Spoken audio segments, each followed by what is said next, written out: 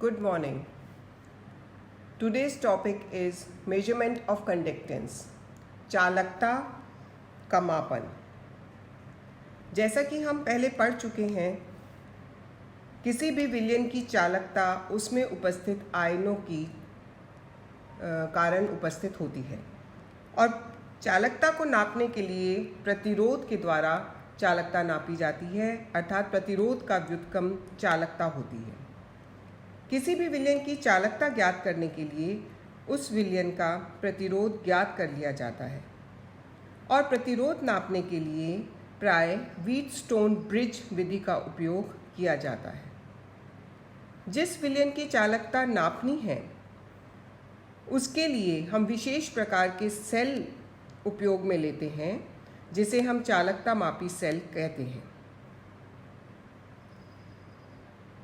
जैसा कि चित्र में बताया गया है, चालकता मापी सेल पायरेक्स कांच की एक नली होती है जिसमें प्लैटिनम इलेक्ट्रोड संहित किए जाते हैं।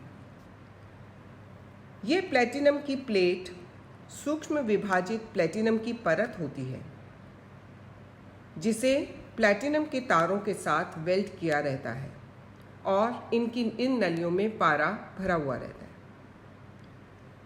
चूंकि विशिष्ट चालकता 1 घन सेंटीमीटर विलयन में उपस्थित समस्त आयनों की चालकता होती है, अतः इलेक्ट्रोड की बीच की दूरी 1 सेंटीमीटर और इलेक्ट्रोड के अनुप्रस्थ काट का क्षेत्रफल 1 सेंटीमीटर स्क्वायर निश्चित करना तय होता है, जिसके लिए इलेक्ट्रोड के ऊपर ब्लैक प्लैटिनम का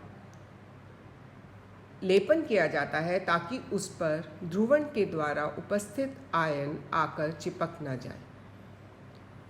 दोनों इलेक्ट्रोड के बीच की दूरी 1 सेंटीमीटर बनी रहे, इसके लिए इन तारों को एबोनाइट खोल में मजबूती से जकड़ा जाता है ताकि प्रयोग के दौरान इलेक्ट्रोड के बीच की दूरी स्थिर बनी रहे। प्लैटिनम के साथ संपर्क प्रतिपथ के तांबे के तारों को नलियों में भरे पारे में डुबोकर स्थापित किया जाता है। इससे विद्युत धारा प्रवाहित करके प्रतिरोध का मापन कर लिया जाता है।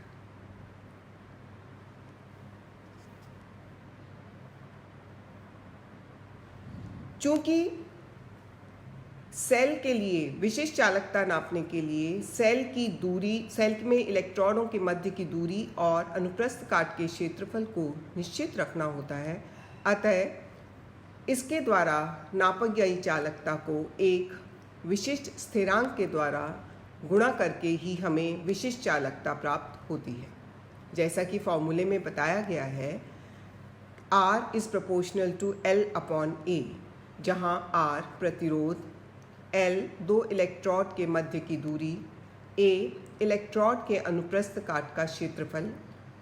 जब हम R के साथ विशिष्ट प्रतिरोध का संबंध देखते हैं तो हम पाते हैं कि विशिष्ट प्रतिरोध और प्रतिरोध के मध्य R = ρL/A संबंध है। चूँकि ये हम प्रतिरोध की बात कर रहे हैं और हम जानते हैं कि चालकता प्रतिरोध का व्युत्क्रम होता है, अतः इसका व्युत्क्रम करने पर हमें जो प्राप्त होता है 1/R, जिसे हम स्पेसिफिक कंडक्टेंस या विशिष्ट चालकता के नाम से जानते हैं और इसे हम कप्पा के द्वारा प्रदर्शित करते हैं। तो कप्पा = C × L/A। C उस विलयन की चालकता है, L 2 इलेक्ट्रोड के मध्य की दूरी और A अनुप्रस्थ काट का क्षेत्रफल है। L/A चूँकि सेल से संबंधित है तो अतः इसका मान निश्चित होता है जिसे हम सेल कांस्टेंट के नाम से जानते हैं। तो इक्वेशन से हमें स्पष्ट है कि X = L/A। ये चालकता सेल का सेल स्थिरांक है। जैसे कि विदित है, 2 इलेक्ट्रोड के बीच की दूरी और सेल के इलेक्ट्रोड का अनुप्रस्थ काट का क्षेत्रफल निश्चित है, अतः सेल स्थिरांक का भी मान निश्चित होता है, जिसका मान लगभग 1 सेंटीमीटर इनवर्स है। अतः किसी भी विलयन की विशिष्ट चालकता ज्ञात करने के लिए प्रेक्षित चालकता को सेल स्थिरांक से गुणक के द्वारा ज्ञात किया जाता है। विशिष्ट चालकता इज इक्वल टू सेल स्थिरांक इंटू प्रेक्षित चालकता, या हम इसे इस प्रकार भी लिख सकते हैं, सेल स्थिरांक इज इक्वल टू विशिष्ट विलयन की विशिष्ट चालकता अपॉन प्रेक्षित चालकता। इसे नापने के लिए जब हम इसे व्हीटस्टोन ब्रिज के द्वारा जोड़ देते हैं और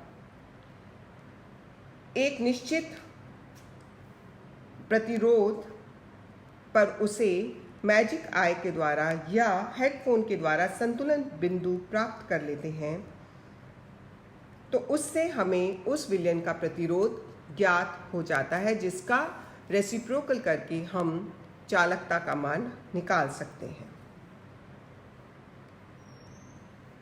चूंकि इलेक्ट्रोड के क्षेत्रफल और उसके बीच की दूरी ज्ञात करना कठिन है, अतः सेल स्थिरांक इनडायरेक्ट मेथड या अपरोक्ष रूप से निकाला जाता है।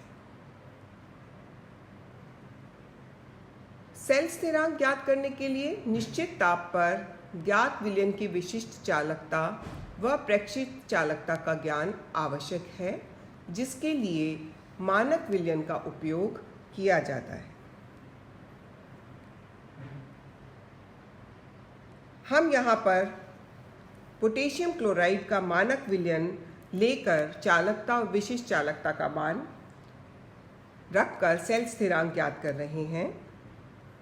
सेल स्थिरांक के निर्धारण के लिए पोटेशियम क्लोराइड के ऐसे विलयन जिसका विशिष्ट चालकता सही ज्ञात है, प्रयोगात्मक चालकता सेल में लिया जाता है और व्हीटस्टोन ब्रिज विधि द्वारा विलयन की चालकता ज्ञात कर ली जाती है। दिए हुए चालकता के सेल स्थिरांक की गणना सूत्र के द्वारा कर ली जाती है। सेल स्थिरांक का मान एक बार ज्ञात हो जाने पर किसी भी विलयन की चालकता का निर्धारण विलयन को इस सेल में भरकर उसकी चालकता ज्ञात करके और सेल स्थिरांक से गुणा करके ज्ञात किया जाता है। यहाँ पर एक बात स्पष्ट करना और आवश्यक है, वो है चालकता जल, कंडक्टिविटी वाटर। विद्युत अपघट्य विलयनों की सही चालकता निर्धारण करने के लिए विलयनों को एक विशेष प्रकार से शुद्ध किए हुए जल में, जिसे कि हम चालकता मापी जल कहते हैं, तैयार किया जाता है। चूंकि अशुद्ध जल में अशुद्धियां होती हैं, उन अशुद्धियों के आयन की चालकता में योगदान के कारण साधारण जल की पर्याप्त चालकता होती है। अतः किसी विद्युत अपघट्य की सही चालकता निकालने के लिए उसकी प्रेक्षित चालकता में से जल की चालकता घटानी होती है। चालकता मापी जल को तैयार करने के लिए डिस्टिल वाटर यानी आसुत जल में थोड़े KMnO4 की मात्रा के साथ आसवन उपकरण में आसवन कराया जाता है, डिस्टिलेशन करवाया जाता है, और यही distil water, double distil water चालकता मापी जल कहलाता है। अतः जब भी हमें किसी विलयन की चालकता ज्ञात करनी होती है, हम इसी चालकता मापी जल में उस विलयन का निर्माण करते हैं। यहाँ पर मैंने एक सारणी के द्वारा स्पष्ट किया है कि 1N, 0.1N और 0.01N भिन्न भिन्न सांद्रता वाले KCl विलयन की भिन्न भिन्न तापक्रम पर चालकता सारणी में दी गई है, जिसका उपयोग हम सेल स्थिरांक निकालने में करेंगे। यहाँ ध्यान देने वाली बात है, चूंकि चालकता ताप पर निर्भर करती है, अतः जब भी चालकता मापी गणनाएं की जाएं, ताप को ज्ञात करना बेहद आवश्यक है, चूंकि ताप के साथ में चालकता का मान परिवर्तित होता रहता है।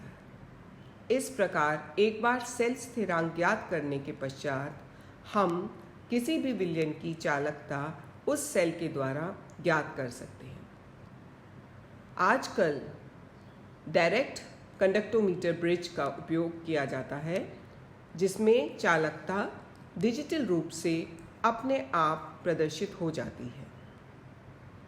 यह उपयोग करने में बहुत आसान है, जो कि व्हीटस्टोन ब्रिज पर ही आधारित हैं, लेकिन इनकी संरचना कॉम्पैक्ट है, इनको इजीली ऑपरेट किया जा सकता है और लैब में यह सुचारू रूप से काम करते हैं। तो इस प्रकार आज हमने देखा कि चालकता का मापन किस प्रकार किया जा सकता है। Thank you.